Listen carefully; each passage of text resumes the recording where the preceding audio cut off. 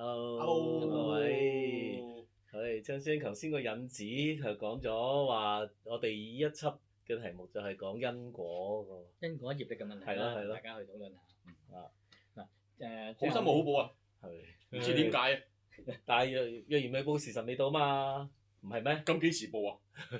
唔知喎，張師兄。咁揾你做都得啦，如果唔報。咁但係現實成日都睇到有啲新聞，譬如有人好心，有人跌咗落水，佢跳落水救人，咁但係突然間自己就咁樣啦。係啊。咁點樣咧？張師兄？嗱，其實咧呢個所謂好人冇好報咧，其實都有人講嘅。咁但係咪真係好人冇好報咧？又未必嘅喎。咁所以點解我哋要講到因果業力裏邊咧，同大家去剖析一下，我哋點樣理解呢樣嘢先？係咪真係呢樣嘢係成立先？OK？咁所以咧，我哋講到呢樣嘢嘅時候咧，就話因果同埋業力呢樣嘢咧，就話未必好似我哋即係現場開 live show 咁樣，現場直播，你睇到晒整個畫面出現，由頭到尾睇得好清楚，每個環節都運作咧轉接咧好清晰。其實所以講到因果業力未必咁清楚嘅，因為涉及到咧有啲過去、現在、未來啊嘛。所以變咗嚟講咧，呢個就係我哋講緊個時間嘅觀念。咁例如係咩咧？我哋見到就阿佳都講啦，一個絕世嘅好人，一個非常之公認為一個好人嚟㗎啦。佢咧又行善積德啦，做好多善事啦。往往有陣時見到佢咧個命途好坎坷，好慘㗎喎。或者佢有陣時咧遇人不淑喎，甚至乎咧就係又體弱多病啦，甚至乎咧惡疾纏身，搞到咧就身體好多個遭遇好差。咁甚至乎咧，你睇到新聞都有啦，好多人俾人欺凌啦，俾人霸凌啦。咁呢啲種種呢啲咁嘅遭遇，可能係一種或者可能多種發生都唔定。所以變咗嚟講呢一個好人咧，可能你見到啲畫面嘅時候咧，你見到啦，好人冇好報，你就即時對號入座㗎咯喎。我哋好多時你見到啊嘛，即係話我啲劇集都咁寫啦，通常俾人蝦都係啲比較善良啲啊。你有幾所話我蝦過惡啲咁啊？係啊，劇集你可以做出嚟啊嘛，劇集你有個完美嘅收場啊嘛。我唔知你中意睇嗰啲。但係現實上，即係有時唔係話你睇到有啲新聞，都係覺得點解咁㗎？真係事實自己都會。唔係我哋都有時候會覺得哇好唔公道啊！點解嗰個又真係已經公平嘅？嗱，呢個譬如有啲劇集當中咧，有啲惡人咧就係覺得逍遙快活嘅，好覺得好好喎。其實呢個樣嘢咧，其實我哋喺度要俾大家一個去清晰去睇呢樣嘢先。我哋點樣睇咧？就話我哋講到呢度涉及到咧，就話好人冇好報嘅時候咧，呢個報應咧唔係單止正係呢一生噶嘛。我哋亦都有一路所謂過去、現在、未來呢個咁樣嘅所謂投胎轉世諸如此類，然之後先賴出呢個所謂因果業力嘅關係出嚟啊嘛。咁喺呢個過程當中，唔係單睇我哋現生所發生嘅一切，呢個咧就等於現生發生一切其實咧就係其中一集啫。咁但係前因後果我哋可能忽略咗嘅，有啲嘢睇唔到。冇錯啦。但係好多時候咧，我插一句啊，好多時候我點知我過去生做過啲乜嘢嚟啊？所以呢度我哋先要理解一樣嘢。咁啊要我受又好似好唔道，好唔公道啊！我哋帶出一樣嘢嘅時候，呢個所謂因果同埋業報，其實涉及到係咩咧？最重要咧就係投胎轉世，因為點解涉及到你話投胎轉世我冇法子證明，但係我哋講翻轉頭嘅時候，其實我相信咧，你兩位都相信對時間呢個觀念係嘛？係啦，時間。譬如舊年你做緊咩啊？前年你做緊乜嘢啊？你而家做緊乜嘢？好清楚。咁將來你想做乜嘢啊？當雖然未能發生，但係你都知道將來。所以你見到咧喺時間上面，你睇到咧，你分開咗呢個咁樣。即係都要備課備完咧，我就跟住下一堂我會教啲乜嘢啦。好啦，你個學生嚟講，你而家未畢業啊嘛，未帶四科冇啊嘛，你將來會帶四科冇嘅喎。咁但係呢個情景未發生嘅，咁但係而家咧已經咧開始演變緊、預備緊。咁所以變咗嚟講咧，當我哋睇到呢個所謂時間嘅時候咧，你睇到呢個咁嘅轉接。而家呢個雖然係學生，但係將來可能係一個教授都唔定嘅喎，可能個學者都唔定。其實呢個你睇到呢個所謂嘅呢種邏輯啊，我哋用呢種邏輯去鋪排翻我哋睇緊講生命嘅時候，所以變咗前世、今世同埋未來生，我哋講緊嘅三世。所以呢個講緊佛教裏邊所講嘅三世嘅因果。咁當我哋講緊呢個三世因果嘅時候咧，其實喺佛教裏邊係唔接受一樣嘢，就係咩咧？我哋有一個永恆不變嘅靈魂。你喺個基本觀念上面啦，我哋好錯覺，係咪呢個永恆不變嘅靈魂喺度不斷咁樣轉來轉去咧？其實佛教唔係接受呢樣嘢，亦都唔係接受咗一個永恆不變嘅靈魂呢樣概念。覺得呢個咁樣嘅生命咧，就好似咧呢個靈魂咧，就好似禪過別枝咁樣投胎轉世就做咗另外一個人。其實唔係咁樣嘅。咁所以我哋講緊嘅以人為例啊，我哋以人嚟講咧就話，人都係六道其中一種嘅生態啊嘛。咁其實咧喺我哋人嘅身出現咧，第一我哋有一個肉身係咪啊？係，肉身呢個物質嘅身體。第二咧有一個非物質嘅，我哋所講緊嘅所謂嘅心。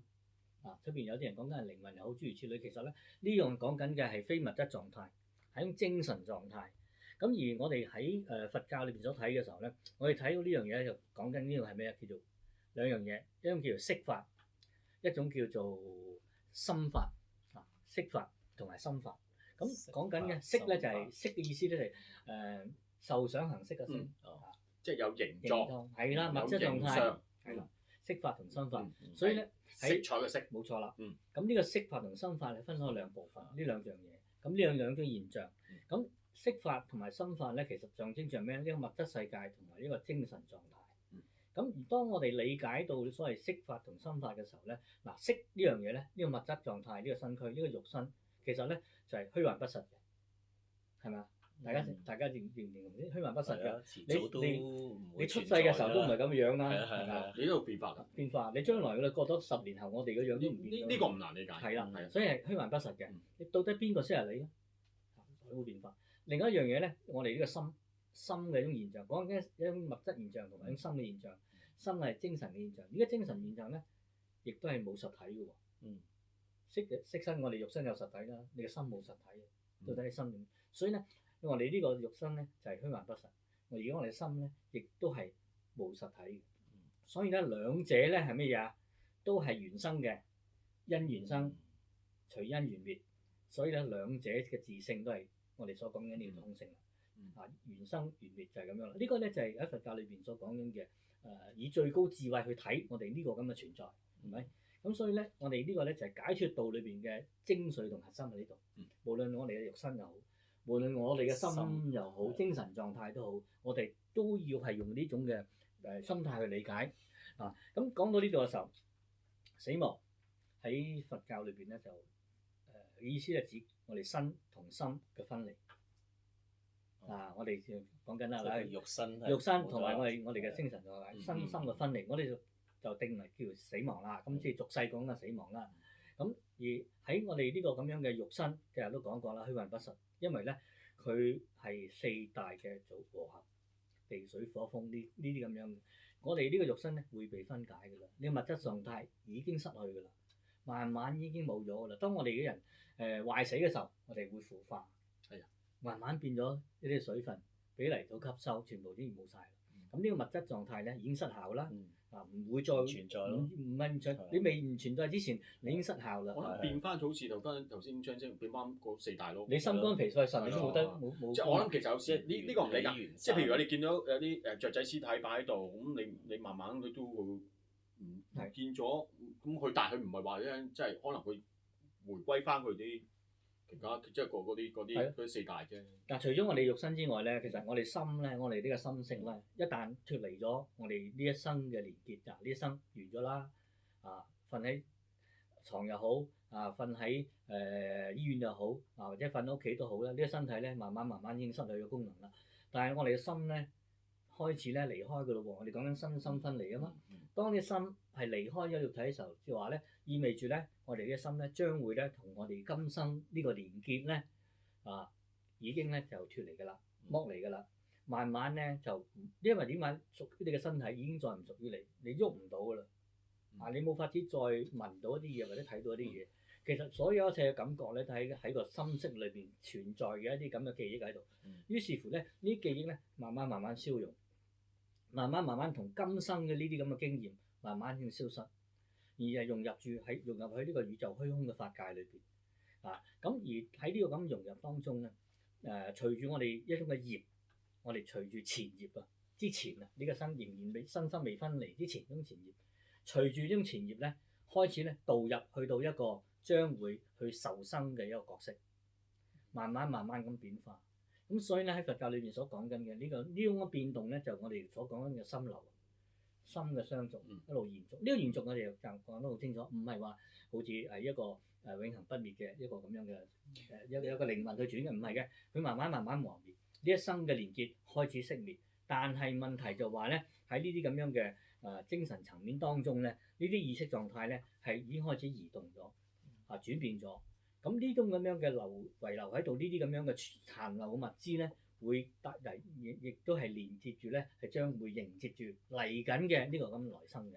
咁所以變咗嚟講咧，就係因為呢一生完咗啦嘛，呢一生嘅緣起所生嘅業咧，但係呢個緣起所生嘅業咧，依然有一啲嘅遺留殘留物資喺度嘅。而啲殘留物資咧，將會咧傳到去下一生，我哋又係因緣和合得到嘅受用生啦。你係有個物角色，係啦。呢個生你將會咧同佢結合嘅時候咧，呢啲咁嘅資料，呢啲咁樣嘅數據咧，開始慢慢投入去。咁呢度等於好似我唔熟呢科技啦，咁似到好似舉例好似串流嘅技術一樣，好似呢啲咁嘅串流技術一樣，將呢啲咁樣嘅殘留嘅落咗嚟壓縮咗之後咧，成為一啲咁樣編咗碼啦，送咗上去雲端一樣。張先我插一句就話，譬如話頭先我哋講色啦嚇，色身你睇到。我諗你見得到佢冇咗啦嚇，或者佢有消融咗喺四界度啦咁樣。但係頭先你講嘅心流，我冇人睇到嘅喎。冇啊，睇唔到。我哋講呢個心係。咁我哋點樣可以即係用？譬如話我哋冇一個實，即係我哋用我哋睇得到嘅嘢啦。我哋只能夠用一啲推敲嘅形式，覺得呢個心就係嗰個心㗎啦。唔係，佢呢個心唔係等於嗰個心㗎。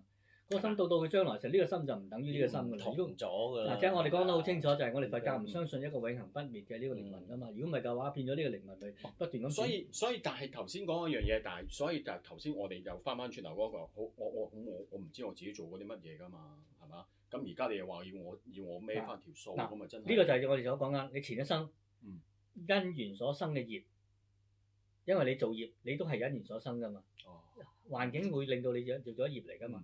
所以喺呢個業嘅力當中咧，有啲嘅殘留物資啊，呢啲殘留嘅好微細嘅嘢，唔係整件呢個業所有嘅數據喺晒度喎，佢殘留咗一啲嘢要帶到去將來嘅時候咧，將會帶到落去啦。佢唔係整件嘢移咗過去喎，唔係全整嘅嘢都搬咗過去。即係呢個問題就係等於嗰陣，如果慢慢推敲啊，我自己，不過譬如話即係話我嗰陣時候即係做嗰啲衰嘢咁我係唔係全部就係譬如話喂我真係打過人一錘嘅喎，下一生我係俾人打翻錘咁咪啱咧？唔係咁樣去轉移㗎，一筆數唔係就咁成筆數㗎，即係唔係咁樣轉移嘅。佢拆散咗之後，咁即係因果唔係咁即係咁單一實嘅，係咯係咯。呢度我哋稍後咧就我哋會用啲例子同大家講咧係比較實際啲。呢個有趣啦。嗱咁到咧，我哋呢啲咁樣嘅咧係將來呢啲咁樣嘅殘留物資咧，去到來生嘅時候，因為我哋來生有個因緣和合嘅身，等緊我哋去受用呢個受用身。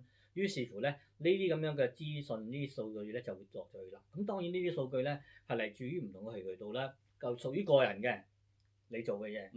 有啲係集體嘅喎，點計咧？我哋個個都係香港人，但係每一個香港人嘅命運唔一樣喎，係嘛？咁呢度我哋成為香港人有一個我哋一個共業啦。你明唔明啊？我哋投胎喺呢個地方，所以唔同嘅人所有嘅居住嘅環境啦，工作嘅環境啦，所以遇到嘅人咧完全唔一樣喎。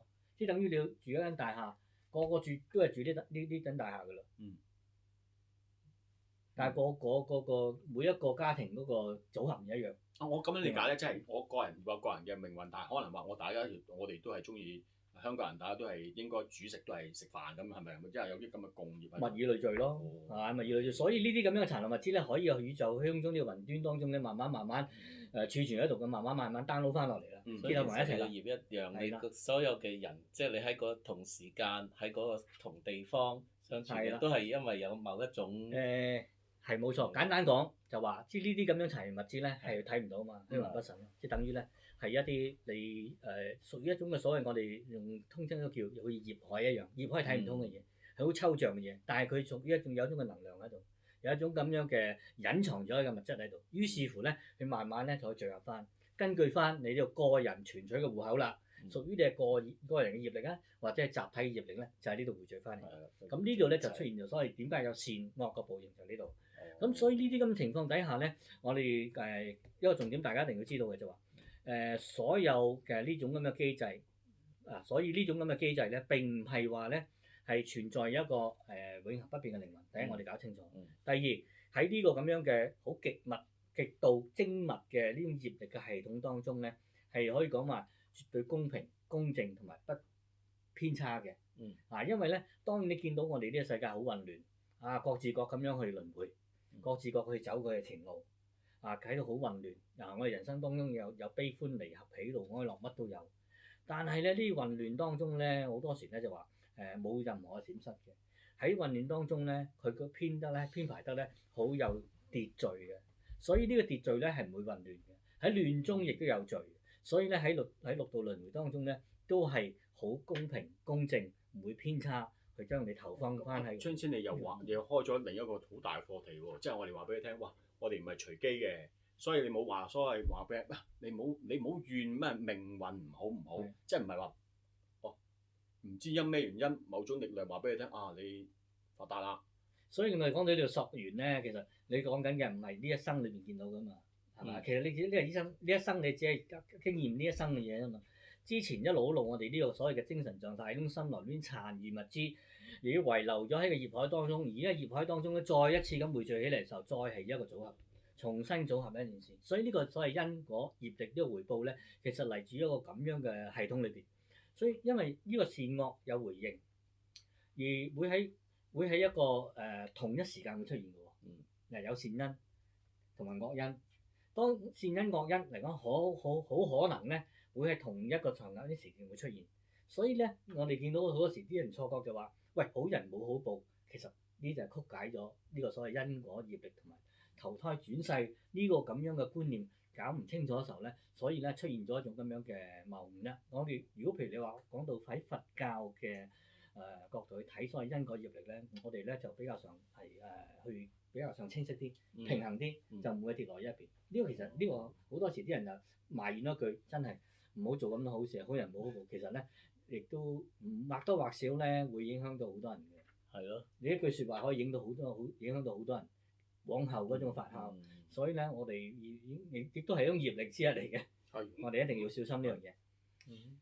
咁如果我哋即係想繼續探討呢個問題因果業力好人有冇好報呢個問題咧，咁我哋應該係再留意下一路追落去聽。係啦，我哋下一輯係啦。